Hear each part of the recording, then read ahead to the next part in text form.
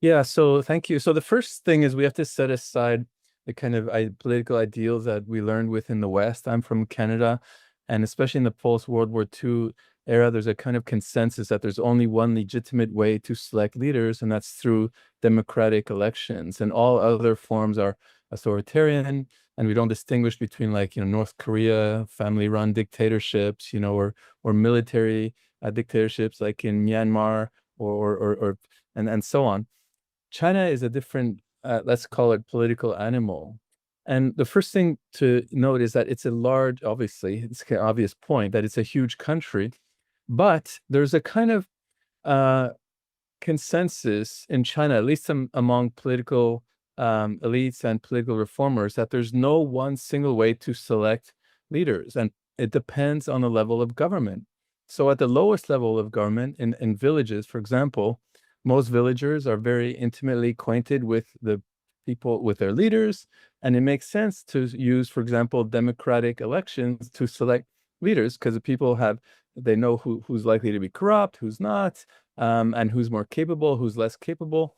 Um, but the further you rise up the political system, to the very top, the relation between the people and the leaders is distant, and just people don't have the information to make good judgments. So, at the highest level, and the decisions are also much more complex, right? I mean, think about the decision makers at the highest level of government in China. They have to make decisions about climate change. It requires long-term thinking. It requires knowledge of environmental science and of economics and philosophy and history and so on.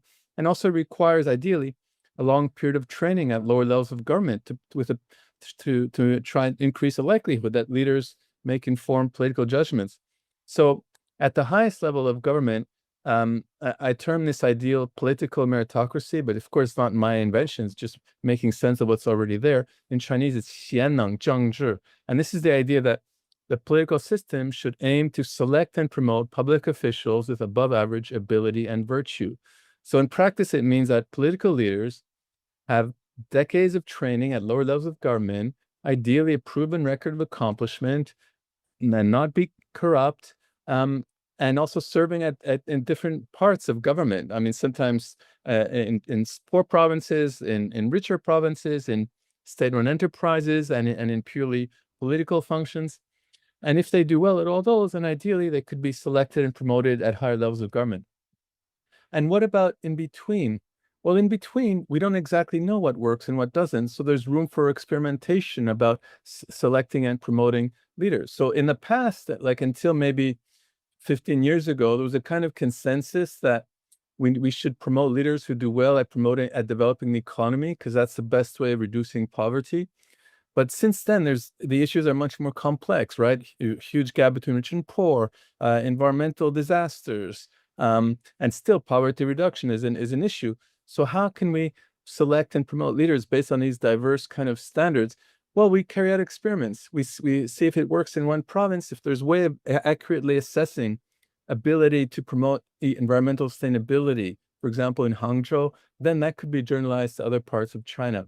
So that's why, like, as an ideal, and this book only tries to make sense of what's already there. In fact, it comes purely from my experience working at this university in China, Tsinghua, which was famous for training political leaders, because I realized my colleagues were arguing about issues like, how do we select leaders with above average ability and virtue? Which abilities matter? Which virtues matter?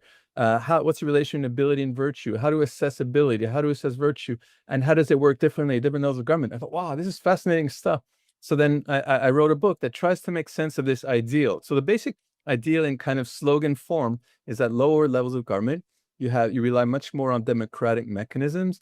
At the highest levels of government, rely much more on political meritocracy.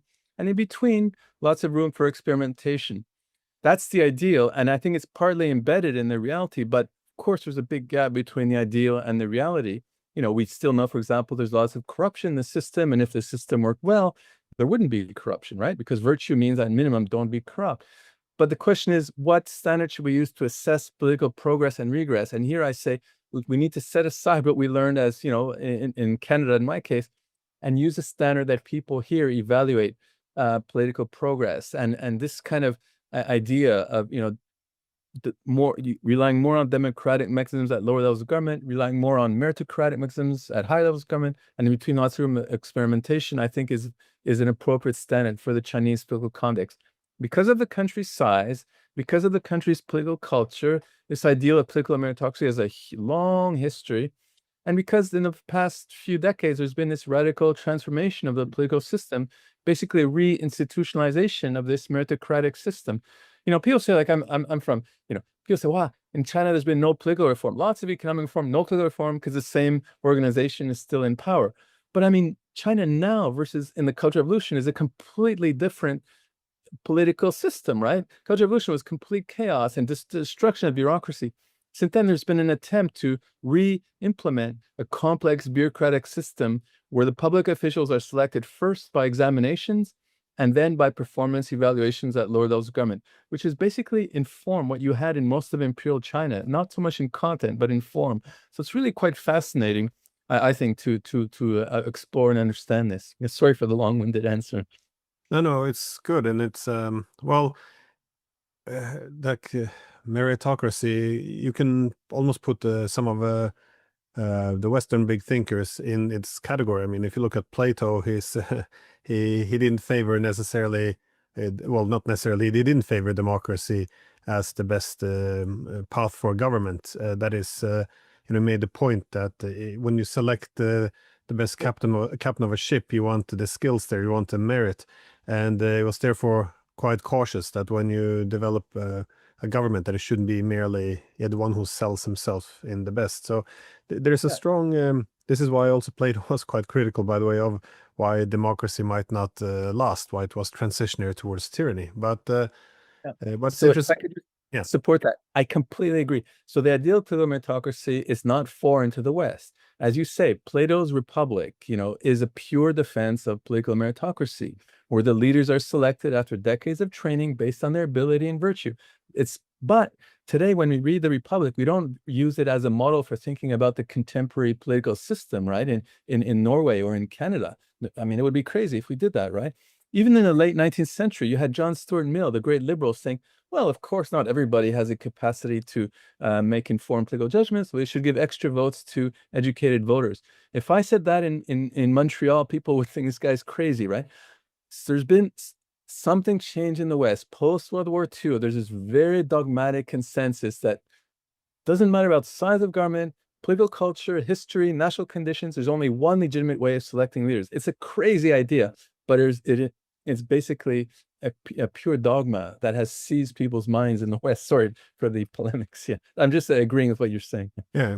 No, but I think it goes back to the basic of what is a citizen, because often a citizen comes with both rights and responsibilities. But in liberal societies, we tend to only look at the rights. But in the early democracies, there was a reason why it was only landowning men who would be allowed to vote, because they had the time and the ability to actually to show this responsibility to acquire the knowledge required to make informed decisions. And I guess so it's not that alien in terms of demanding this for our leaders as well, that they're not just good at branding.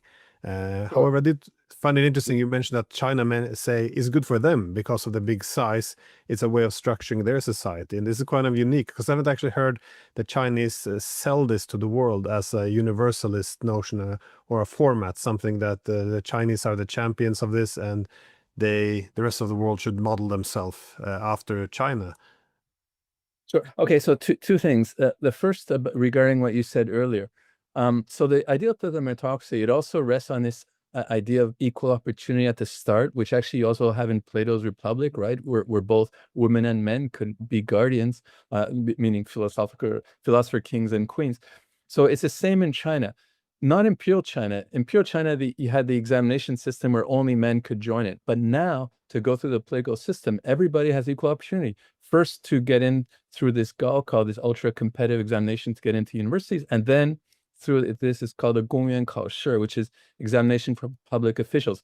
Everybody has equal opportunity to start, and then you select and promote those who perform better. So anyway, so now to go back to your point, yes, I mean, in China, there's an awareness that it's a unique system that is appropriate for China, but not necessarily the rest of the world. Because in smaller countries, like maybe Switzerland or maybe even Norway in terms of population, or Canada, it doesn't really, maybe there's less of a need for political meritocracy at the highest levels of government. Like if the Canadian leaders make a bad decision about climate change, it's not good, but it's not the end of the world. But if China makes a bad decision, I mean, it really could be the end of the world as we know it, more or less, or nuclear weapons and so on.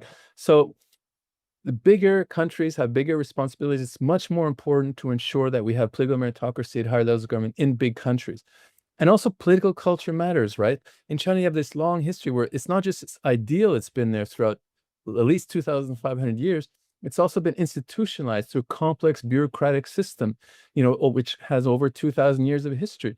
Countries that lack this, have a completely different political culture, would be on to promote it, right? So China, I mean, the Chinese government and intellectuals are fully aware that it's contextual. It's not something to export. So, I mean, other countries like the US want to export its political ideals. And this is one thing we can be like 99% sure. I served as a dean at a school called Shandong University, a major public university in Shandong province, which is a major university of a province of 100 million people. And we had many graduate students from countries like, Laos, Ethiopia, and they wanted to learn about Chinese political system, but it's like bits and parts of it. The idea that China as a whole, the political system could be exported to like Rwanda, or it's just crazy, right? But aspects of it can be learned. I mean, yeah.